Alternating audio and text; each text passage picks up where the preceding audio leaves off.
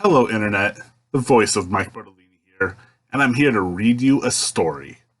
This story is both captivating in its horror and its excitement.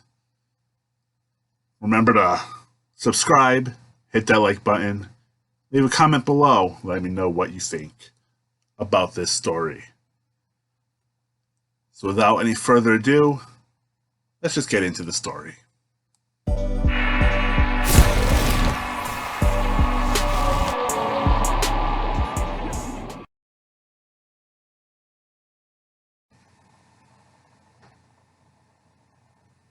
I, a 22-year-old male, don't really know where to post this, but thought this would be as good a place as any. It all started on a road trip through the national parks out west. My friends and I wanted a fun way to celebrate graduating from college, especially after such a crazy year. Getting sent home during our final semester due to COVID and graduating online. We hoped that some fresh air would rejuvenate us before we started real adult life in our jobs. We had all decided to meet at our favorite bar near our college for one final drink to reminisce about the great times we had. We drove around the eerily empty campus. There wasn't a soul in sight. This probably should have been a sign for us to cancel, as the pandemic certainly wasn't showing signs of stopping, but we ignored it. We were simply too excited. About 160 miles into our trip, we ran into our first of many problems. The car began to overheat. Don't get me wrong, it was a newer BMW, so we didn't think that anything like this was going to happen, but German cars will be German cars. We took it to an auto shop and got it fixed in a couple hours, as it was an easy coolant leak and it just needed a new hose.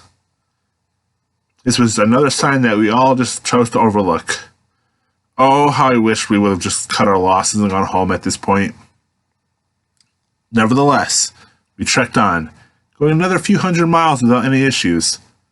We were all so excited, singing our favorite songs, playing random apps to pass the time, and judging random girls on Tinder that we matched with along the way. However, it was around St. Louis that we would run into our second problem, a flat tire. Once again, we ignored this sign and pulled into a random tire shop, got it fixed, and were on our way once again. After 2 days of driving, we finally reached Denver. We saw this as a great point to stop for a day and enjoy the city. While it was still pretty much shut down, we still made the most of our time there. We then continued to next day, hoping to reach Yellowstone by the night, but we'll run into another big issue. We popped yet another tire. Once again, we were near a city, so we were able to get it fixed and turned back. We had already blown through most of our budget just from fixing the car. However, we thought, we've already made it this far, what else can go wrong? Oh, how we were wrong. When we pulled into the campsite the next day, we eagerly set up our tents and went on a quick hike. Somehow, we were the only ones at our campsite as people were still afraid of the pandemic. At the time, we saw this as a massive plus because it meant we could get as drunk and rowdy as we wanted that night. And as the sun set, that's exactly what we did. However, something felt off the whole time. You know that feeling when you walk in the woods late at night and you just feel like you aren't alone? Like someone or something is watching you? Like you don't belong there and you are intruding on something else's territory? That's exactly how I felt the entire time. So, while my friends were getting blasted, I built as big a fire as I could, hoping to give myself a sense of safety and ease my anxiousness. Once I finished, however, a feeling of dread washed over me. I had never felt so scared in my entire life. It came out of nowhere, without any explanation. I decided to call it a night after this, hoping that I could just sleep it off while my friends carelessly drank and played loud music that echoed through the valley. I was able to fall asleep until around 3:40 when I was awoken by something scratching the ground outside of our tent. I quickly woke my friends, asking what the fuck that was. He groggily told me that it was probably a bear because they had left some garbage on the ground. I went back to sleep, fully trusting my friend's explanation. I would wake up a couple more times before the sun rose, hearing more noises through the early morning. When we all woke, we got out of our tent to find enormous scratch marks all over the ground surrounding our tent. It almost looked like they formed a big circle around our tent. And these were no ordinary marks. They were made up of 3 distinct lines going nearly 2 inches into the dry dirt. My friends decided once again to blame the bear despite the trash being left alone and no visible tracks. While it spooked me, I knew that we were all larger guys and were armed with large knives. We all brought them for this trip as a joke in case we ran into Bigfoot, but that's a story for another time. We continued our day like the one before, going on a long hike through the park, enjoying our last full day there before moving on to the next park. I don't know why we did this. I wish we hadn't done this. But before going to bed that night, we jokingly made Bigfoot calls to lure back whatever creature had bothered us the night before. We scurried back into the tent and got into our sleeping bags, the way little kids do. Anyway, the forest seemed particularly loud as we were trying to go to sleep. So many different bugs, little animals rustling through the brush nearby. It all seemed normal. However, I woke up around 1:45 to something very different. The entire forest had gone silent. I had heard that when the woods go silent, a predator is nearby. I chalked this up to being the bear from the night before, paying us yet another visit. Hoping to catch a glimpse of the bear, I slowly unzipped the door with my flashlight aimed out towards the woods. That's when I saw it. How this image still haunts me to this day, standing only 10 feet away from our tent, was a massive, pale creature. On all fours, it had to have been around 4.5 to 5 feet tall. It had grossly long arms with 3 sharp claws. To put it into perspective, one of its hands was next to a Bud Light bottle and the claw was the same size. Thankfully, it was facing away at the time, so I quickly turned off my flashlight and rezipped the tent. I silently woke my friends and whispered what was going on. Obviously, none of them believed me, so they reached for the lights and reopened the door to the tent. Standing there, now 5 from the tent, was the creature.